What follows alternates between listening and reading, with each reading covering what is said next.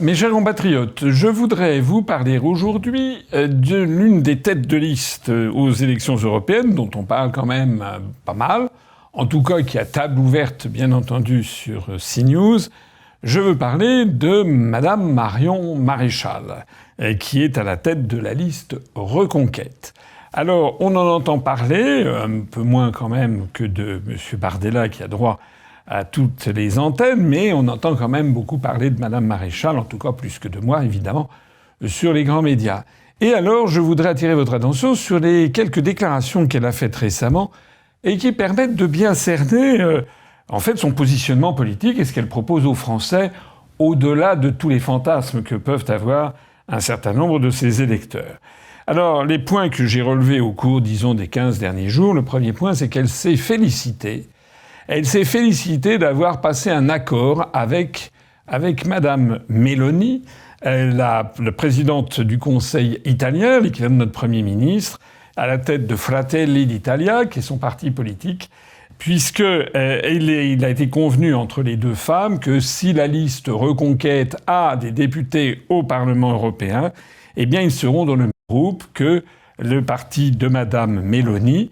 Et donc tout va très bien pour le meilleur des mondes et ils se félicitent, se congratulent avec des photos, etc., etc. Je rappelle quand même que Madame Meloni, c'est quand même quand on est en Italie ou bien quand on est en France et qu'on s'intéresse à la politique italienne, c'est quand même la trahison par excellence.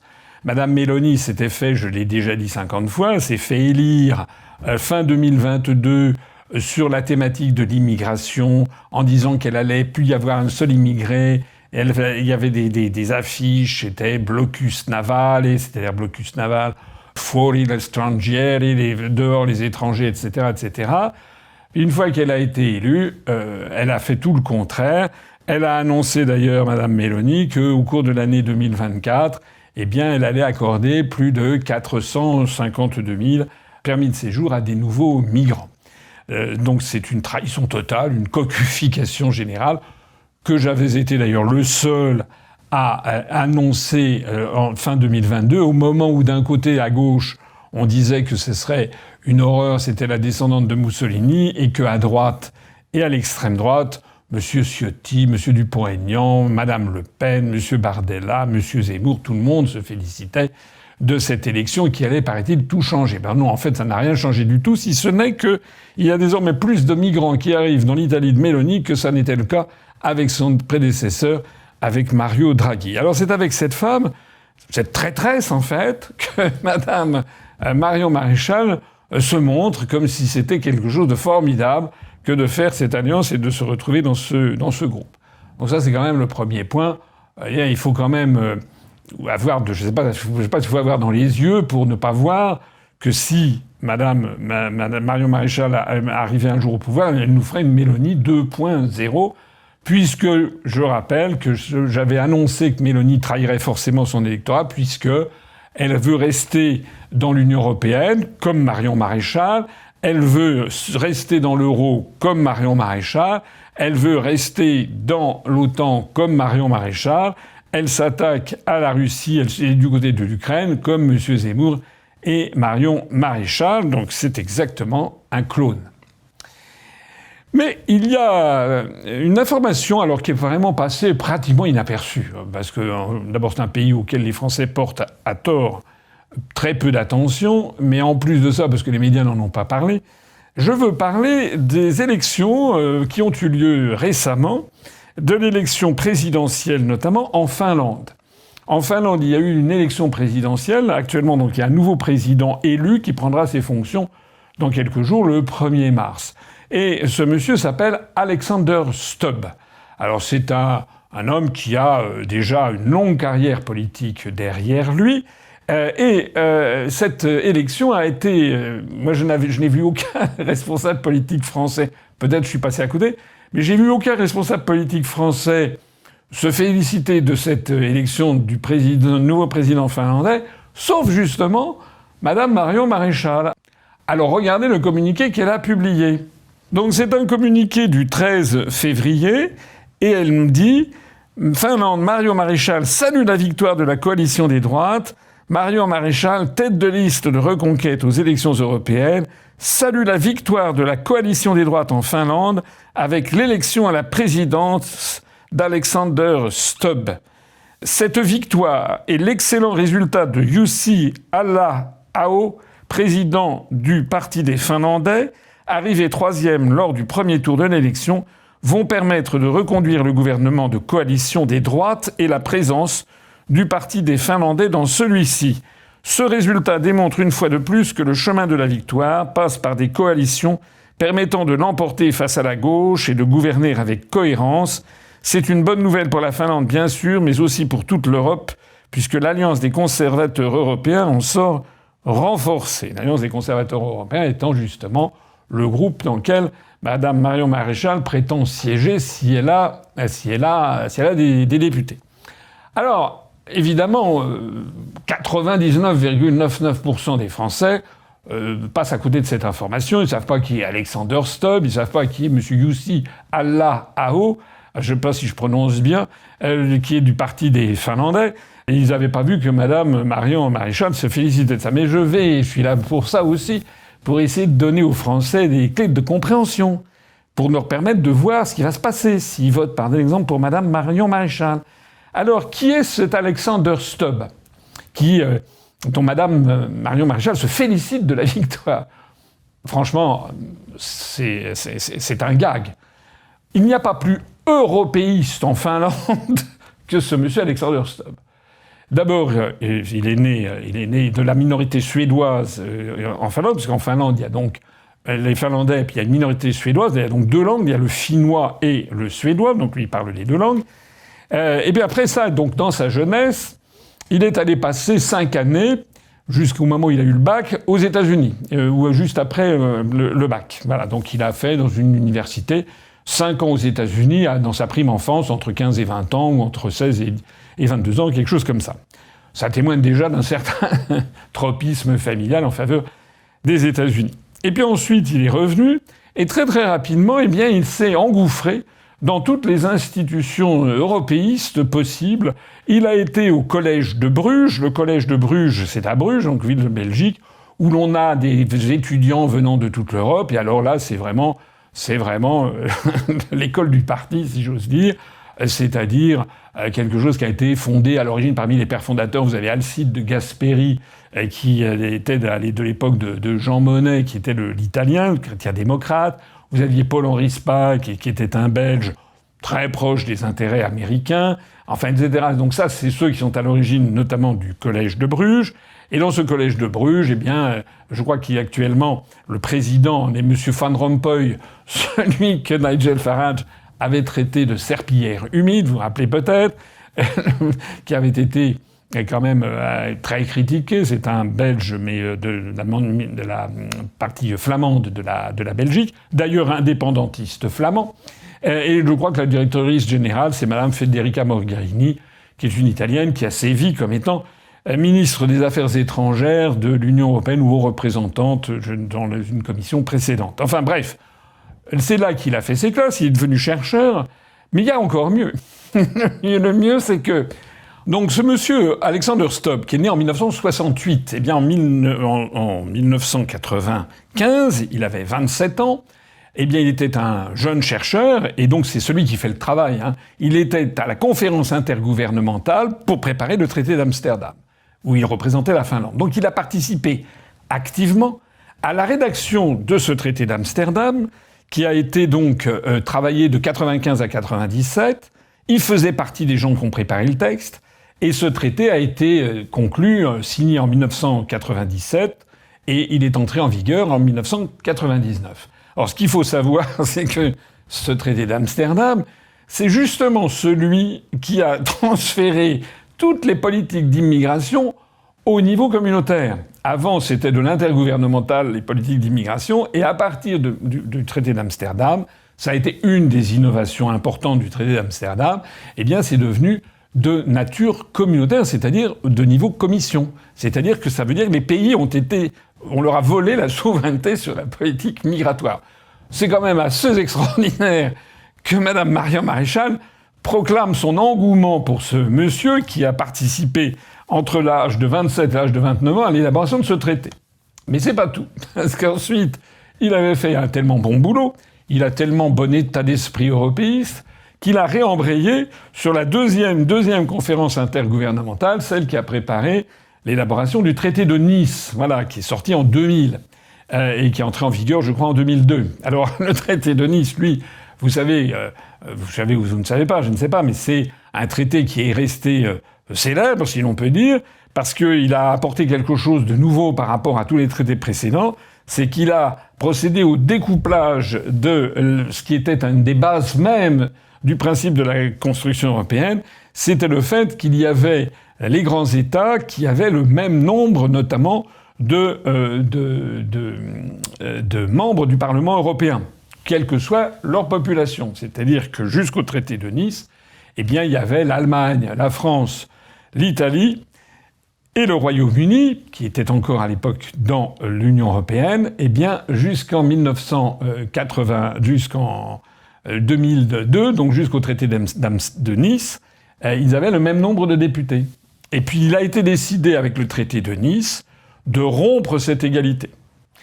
En France, c'est Jacques Chirac qui a accepté ce qu'il n'aurait jamais dû accepter, puisqu'on a argué, c'est toujours la même histoire, c'est toujours les Allemands qui toujours essaient de gratter à chaque fois qu'ils le peuvent un truc, comme ils ont gratté sur la politique concernant le prix de l'énergie, en disant oui, mais nous, on a du gaz, c'est nos centrales au gaz qui font tourner l'électricité, on souffre d'un handicap de compétitivité face aux Français, donc toujours à geindre. Et les Français, toujours le grand seigneur, eh bien, on a accepté la politique que le prix de l'électricité serait fondé sur le prix de fabrication de l'électricité par les centrales à gaz en Allemagne, alors que nous, on avait un prix d'électricité qui était bien plus bas. Et là, c'est la même chose. Chirac, comme ça, c'est pas un problème.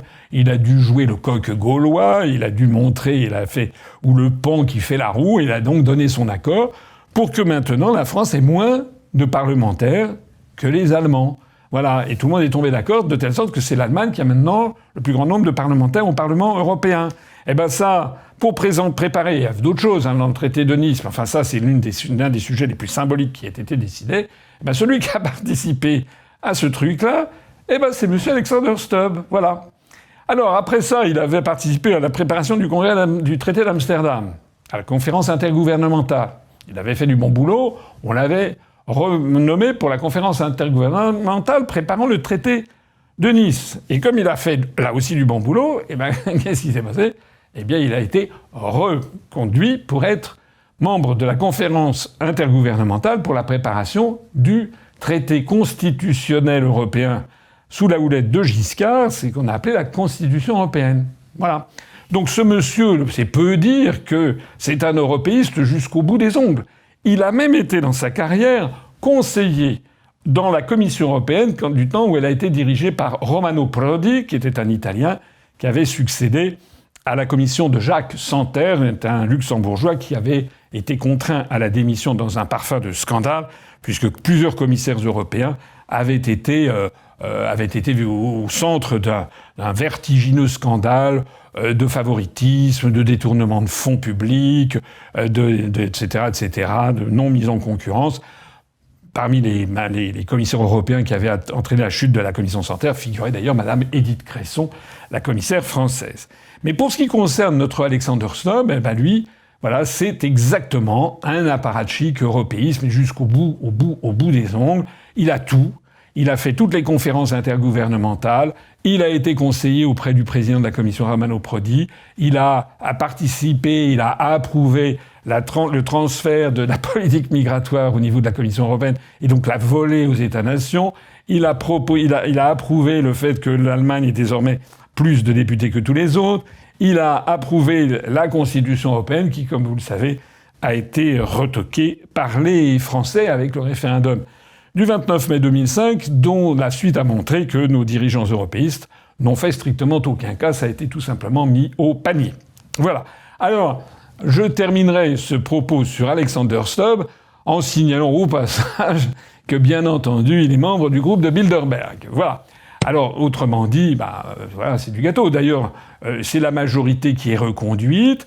Cette majorité qui a fait passer la Finlande dans l'escarcelle de l'OTAN avec Sanna Marin, qui était première ministre, et qui, à l'âge de Gabriel Attal, a fait ce que les Américains espéraient depuis des décennies, sans y croire, c'est que désormais la Finlande est entrée dans le camp de l'OTAN et maintenant en choc frontal face à sa longue frontière vis-à-vis de la Russie. Alors, Madame Marion Maréchal trouve ce type formidable. Alors, vraiment, ici, je prends un témoin, les gens qui m'écoutent. Enfin, vous comprenez la différence qu'il y a entre Madame Marion Maréchal et moi ? La différence fondamentale politique qu'il y a entre le Parti Reconquête et l'UPR. Vous imaginez que moi, je me félicite qu'un type qui a ce pédigré soit élu président de la Finlande. C'est pas incroyable. Ça veut bien dire ce que ça veut dire.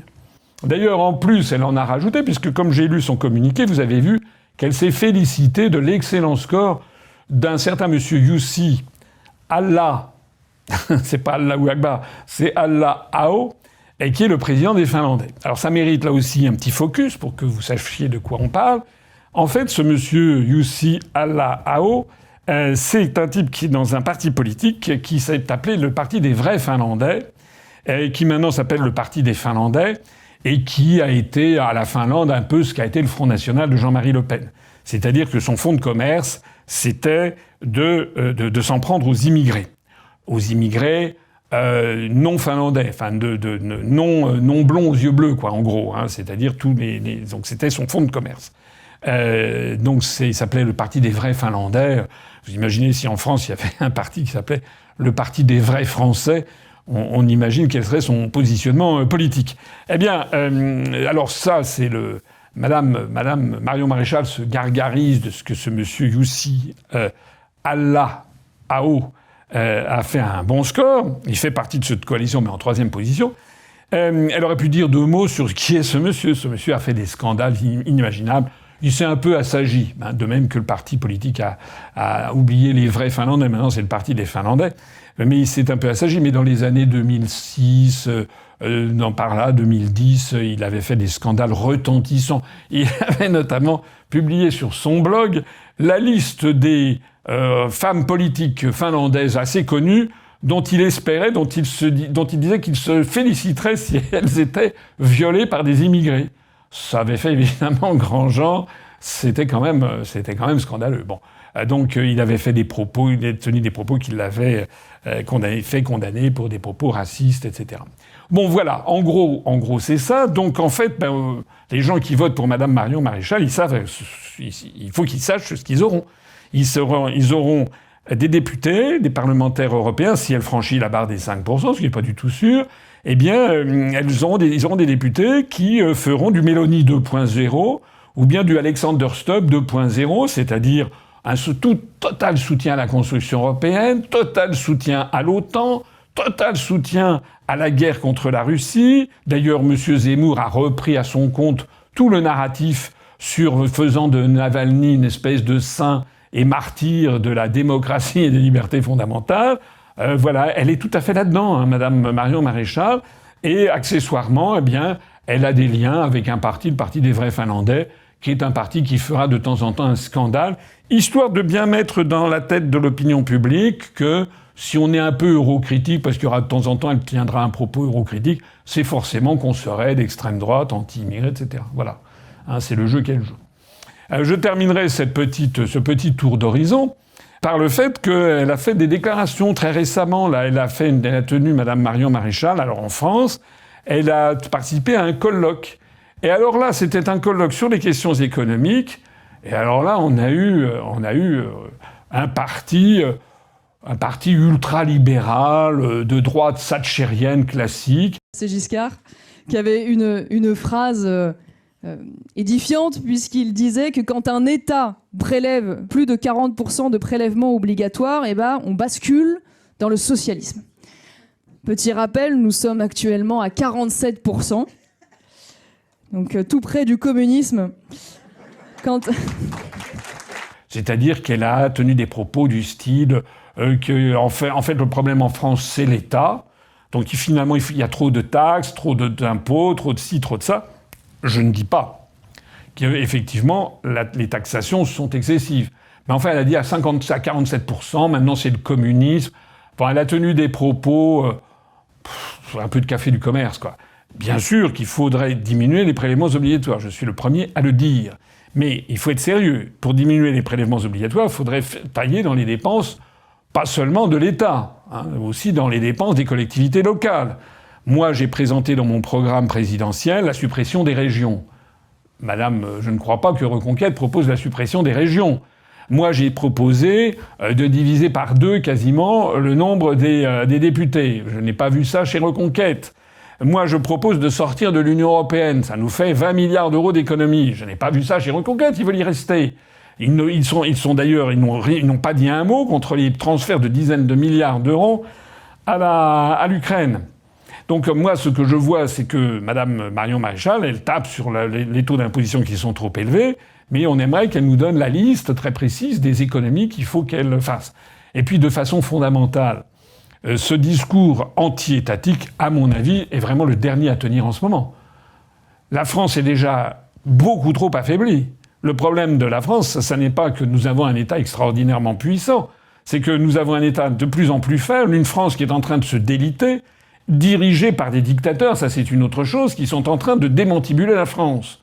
Donc la première chose à faire, ça serait au contraire de redonner aux Français confiance dans la France, dans l'État, montrer qu'il faut que la reprise en main de l'État va de pair avec effectivement des économies budgétaires dans un certain nombre de domaines, et en particulier déjà dans tout ce qui concerne les dépenses somptuaires que l'on envoie, notamment vis-à-vis de l'Union européenne, mais aussi, elle aurait pu dire un mot sur la politique migratoire de l'Union européenne, puisque j'ai déjà eu l'occasion de le dire, en réalité, le problème de la migration en France, des nouveaux migrants, ça n'est pas les migrants clandestins, ils représentent 10%, c'est fondamentalement l'objectif fixé par la Commission européenne d'avoir à peu près 3,8 à 4 millions d'immigrés nouveaux par an dans l'Union européenne qui ensuite circuleront par l'intermédiaire de l'espace Schengen. Voilà.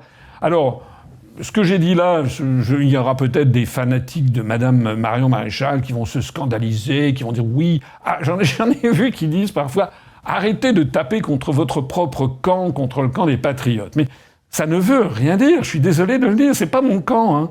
Non, non. Moi, je ne suis pas du camp de M. Zemmour, qui passe son temps à taper sur les immigrés, à soutenir inconditionnellement l'État d'Israël, même lorsqu'on est un carnage qui révulse la planète entière dans ce qui se passe à Gaza, ce qui ne veut pas dire qu'il faut donner l'absolution, bien sûr, sur ce qui s'est passé le 7 octobre. Mais enfin, il y a quand même des limites. Même maintenant, même Macron, même la France ont exigé à l'Assemblée générale des Nations, au Conseil de sécurité des Nations Unies, et qu'il y ait un cessez-le-feu. Et ce sont les États-Unis, seul pays au monde qui a mis son veto contre cette affaire. Mais moi, je n'ai pas de rapport avec un parti comme celui-ci. Je n'ai pas de rapport avec un parti qui veut rester dans l'Union européenne, dans l'euro, dans l'OTAN. Hein. Donc j'insiste là-dessus parce que c'est vraiment fondamental. Il y a des gens qui disent il faudrait pas qu'on critique et si ça. Si.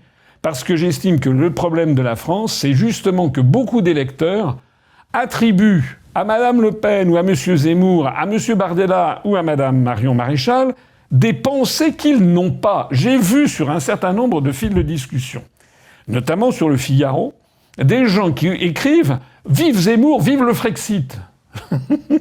Il y a des gens qui pensent que M. Zemmour, que Mme Marion Maréchal, que Mme Le Pen ou que M. Bardella, en fait, si on vote pour eux, on aura la sortie de l'Union européenne, la sortie de l'OTAN, on aura la paix.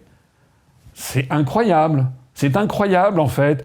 C'est-à-dire que ce sont des gens qui, au lieu de prendre en compte toutes les déclarations qui sont absolument sans équivoque du tout de la part de ces deux partis, imaginent quelque chose qui leur convient à eux, qui est un fantasme, qui font dire à Zemmour, à Marion Maréchal, des choses qu'ils n'ont jamais dites, justement. Voilà. Donc mettez-vous bien dans la tête que si vous apportez votre bulletin de vote à Madame Marion Maréchal, eh bien vous aurez du Mélanie 2.0, vous aurez des députés, s'ils en ont, qui se rangeront justement derrière Madame Mélanie, ou du moins derrière ses députés. D'ailleurs, vous savez, pour la petite histoire, c'est un truc de famille, puisque le mari de Marion Maréchal, c'est un politicien italien qui, justement, fait partie de Fratelli d'Italia, du parti de Meloni, qui est un proche de Madame Meloni. Et donc, ils anticipent, j'imagine, le couple de tourtereaux anticipe d'être tous les deux au Parlement européen, chacun ayant sa rémunération de députés européens, françaises et italiens. Ça fait quand même une jolie dotation pour le ménage. Et donc, on aura affaire à la politique du gouvernement italien actuel.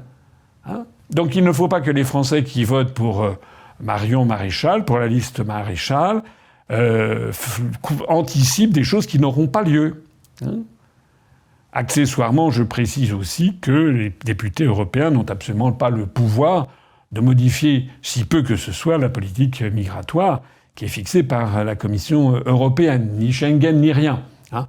J'ai déjà dit, l'avantage de voter pour l'UPR, c'est que nous, à la différence des autres, même si on n'a que quelques députés, 6-7 députés, il suffit que nous ayons 6 ou 7%, nous, on fera du scandale. C'est-à-dire que nous, on dénoncera en permanence le double jeu de la Commission européenne, la prévarication. Nous demanderons l'arrêt des transferts d'argent à l'Ukraine, des transferts d'armes à l'Ukraine. Nous demanderons l'arrêt des sanctions contre la Russie. Nous demanderons que des poursuites judiciaires soient lancées contre tel ou tel commissaire européen. Nous exigerons également que soient clarifiées les relations avec les États-Unis d'Amérique. Nous demanderons qu'il y ait des enquêtes internationales indépendantes qui soient faites sur la destruction de Nord Stream. Nous demanderons également qu'il y ait des enquêtes qui soient faites sur le cas de Julian Assange, par exemple, ou d'Edward Snowden, puisqu'on nous bassine avec le sort de Navalny, mais regardons également ce qui se passe du côté occidental. Eh bien, de tout ceci, je peux vous assurer que vous l'aurez avec des députés UPR et vous ne l'aurez pas avec des députés ni de chez Reconquête, ni de chez Bardella du RN, ni d'ailleurs du LR de chez M. Bellamy, ni d'ailleurs en fait de tous les autres listes qui vont se présenter devant vous. Réfléchissez bien à tout ça. La seule façon de détruire le système de censure euro-atlantiste qui nous entraîne à la guerre, le 9 juin, c'est de mettre à la surprise générale un nombre incroyable de bulletins UPR dans l'urne. Vive la République, à bas l'Union européenne, vive la France et vive la paix mondiale.